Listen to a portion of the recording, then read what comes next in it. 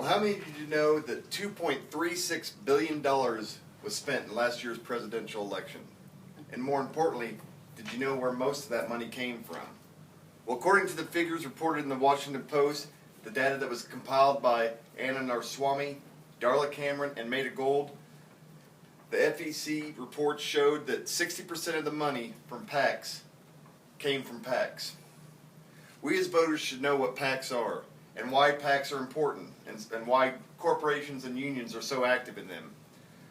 Knowledge will tell us the agenda and views of candidates and what they will push for if elected by the PACs that represent them or support them. I've been involved in PACs for some time now. I served on the COPE committee with our local union, and what COPE is basically Rubber Industries' own acronym for PAC, but they're the same thing basically. Also, I was selected as district coordinator for our region to go around and talk with local unions and get them set up and promote PACs within their groups. So I find it very important as voters we understand what PACs and super PACs are and how they work and why they're so important. So what about PACs? What is a PAC?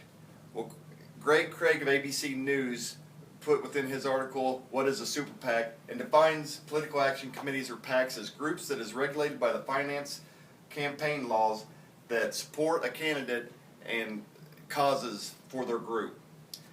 Some main regulations for PACs is PACs can only receive the maximum of a $5,000 contribution from any one individual. And the amount of dollars that the PAC can contribute to candidates or other PACs is all determined within the FEC Finance Campaign Reform Act of 1971. Also, corporations and unions are not allowed to give to PACs, and this is why they will form their own PACs and raise money, so that gave them a way of getting into the political arena and helping out campaign candidates.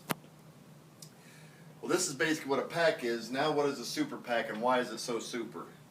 Well, according to John Dunbar, the Center for Public Integrity, super PACs were created by the Supreme Court ruling Citizen United versus the Federal Elections Commission. This ruling in 2010 made it possible for super PACs to receive unlimited amounts of money from contributors such as union organizations or corporations. It changed how corporations and unions were defined under the law so they can participate in political campaigns. Now, super PACs are not allowed to coordinate with the candidate or other candidate PACs, so they must act independent. But just like PACs, they are regulated by the campaign finance laws. So how do these PACs and super PACs work?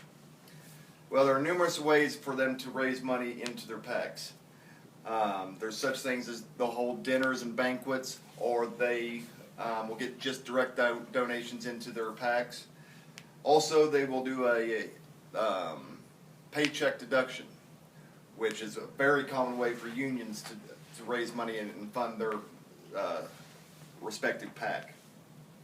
Either way, the donations are all voluntary and are spent with the intent to help this committee with candidates that will support their views and agenda.